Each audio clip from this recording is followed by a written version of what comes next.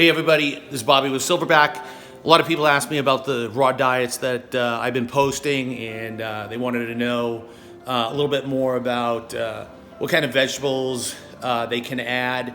And in my videos, they're really fundamental starting points for people.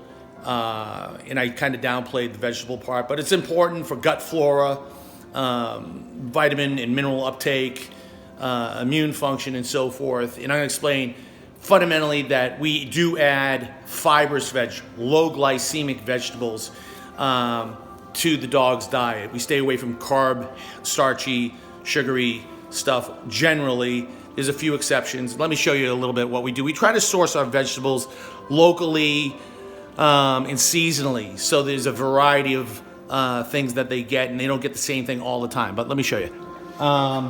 As you can see here, broccoli, asparagus, these type of vegetables are really good for the dog, okay? A high fiber content, and they help detoxify the dog. They have an anti-estrogenic effect, so environmental xenoestrogens and so forth are pulled out. We do a lot of peppers because just locally there's a lot of peppers grown down here in South Florida.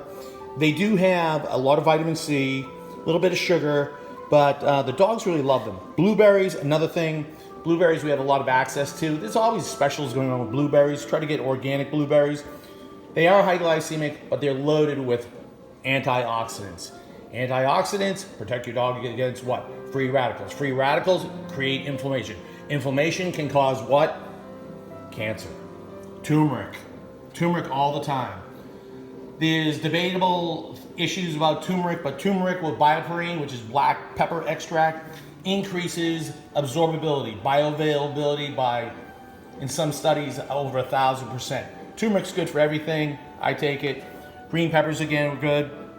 Another local produce, summer squash. Not a ton of this fiber in it. The dogs like it. High fluid content. Basil, man. Basil and mint. Mix that in with your meat. Dog's breath will smell great. And the other thing, loaded with vitamins, minerals, and so forth. Great with prebiotics. All the dark greens have prebiotics. Prebiotics are what feed the dog's probiotic, or his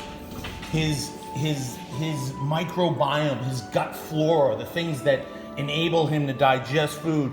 Kale, another thing. You can chop these things up, you can blend them up, you can spill it over their food. You give it to them on a regular basis, and you're gonna be doing good. A couple other things I didn't put down here.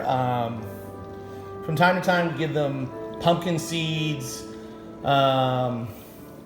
sunflower seeds. You know, I'll be in the farmer's market, and I'll grab some of that stuff. I'll get ground up flaxseed. A lot of people say, well, flaxseed is, the dogs have a hard time converting the ALA. Well, here's the thing. It's a great source of fiber.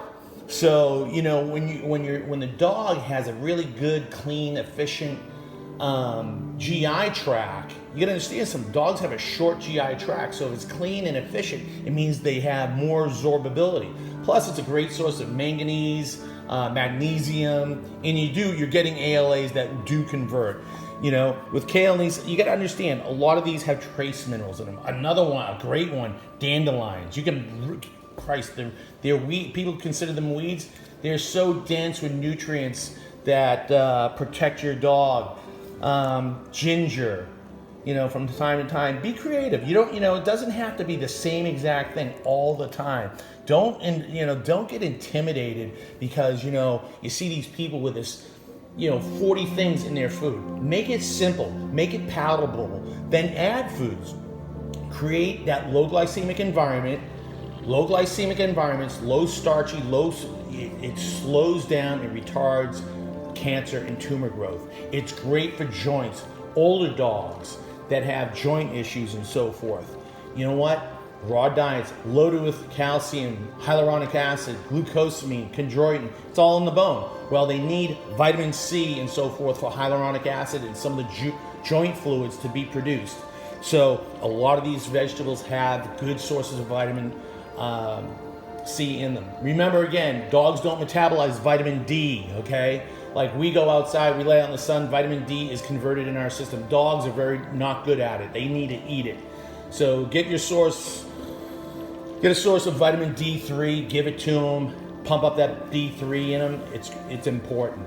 Okay. If you have any other questions, I'm trying to think if I off the top of my head, but we do vegetables, and it's just not, you know, we don't give them all this in one shot. We give them a spectrum of it over the course of the week. Okay, guys, have any questions, let me know. Bye.